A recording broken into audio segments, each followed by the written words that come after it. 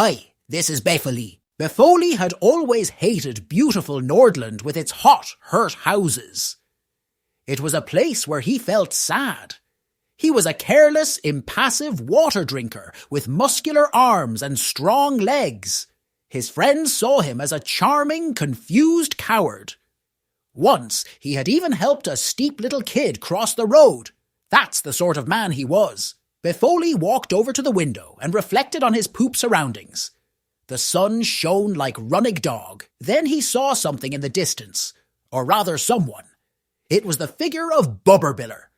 Bubberbiller was a sad brute with small arms and fast legs. Befoli gulped. He was not prepared for Bubberbiller. As Befoli stepped outside and Bubberbiller came closer, he could see the clean glint in his eye. I'm here because I want nothing. Bubberbiller bellowed in a happy tone. I friggin' hate you, Befoli. He slammed his fist against Befoli's chest with the force of 4,904 mouse. Befoli looked back, even more happy and still fingering the big axe. Bubberbiller, just fuck off, he replied. They looked at each other with goofy feelings, like two cold, clever cats eating at a very bored fight, which had reggae music playing in the background and two curious uncles pooping to the beat. Befoli regarded Bubberbiller's small arms and fast legs. He held out his hand. Let's not fight. He whispered gently. Pondered Bubberbiller. Please? Begged Befoli with puppy dog eyes. Bubberbiller looked anger, his body blushing like a spite-zabbling silly shovel. Then Bubberbiller came inside for a nice drink of water. He had a bad history with Bubberbiller. They had never gotten along, always clashing and bickering over the smallest of things. The sight of him sent a chill down Befoli's spine. But as Befoli continued to watch, he noticed something different about Bubberbiller.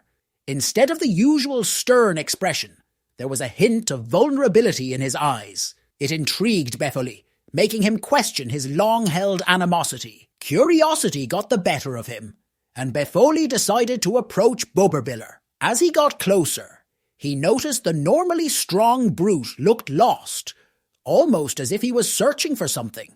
Befoli's heart softened, and he mustered up the courage to strike up a conversation. Hey, Bubberbiller?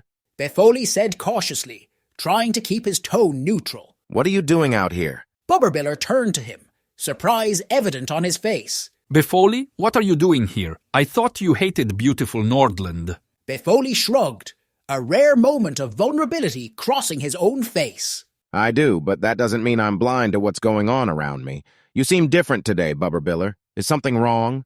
Bubberbiller hesitated, but eventually spoke. I've lost something dear to me, something I can't bear to live without. Intrigued, Befoli's curiosity grew stronger. What did you lose? Maybe I can help. Bubberbiller sighed heavily. It's my daughter's favorite toy, a small but big elephant. She's had it since she was a baby, and we can't find it anywhere. I've been searching for hours with no luck. Befoli's heart swelled with empathy. He remembered his own childhood and the attachment he had to his favorite stuffed animal, named Bubberbiller. The thought of losing it had been devastating. He couldn't bear to see the sadness in Bubberbiller's eyes. I'll help you find it. Befoli offered sincerely. 2 heads are better than 1, right?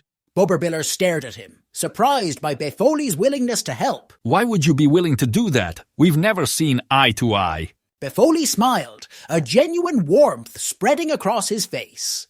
Sometimes I'm just bored. Besides, I don't want anyone to feel the way I do when I'm in beautiful Nordland. Let's find that small but big elephant. And so, Befoli and Bubberbiller embarked on a search, scouring every nook and cranny of the town. As they went from house to house, asking neighbours and retracing Bubberbiller's steps, a strange camaraderie formed between the two. They laughed at their shared misadventures, offered words of encouragement when frustration set in, and even shared stories from their pasts.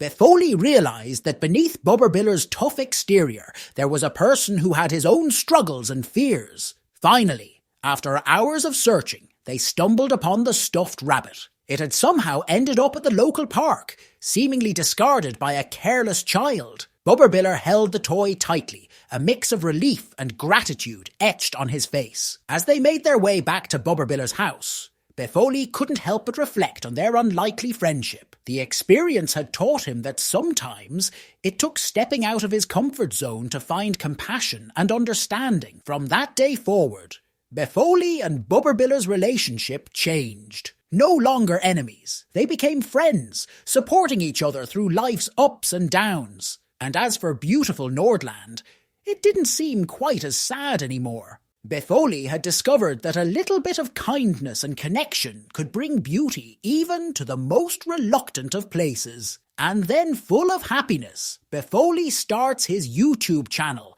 because after this miracle, maybe another one can happen.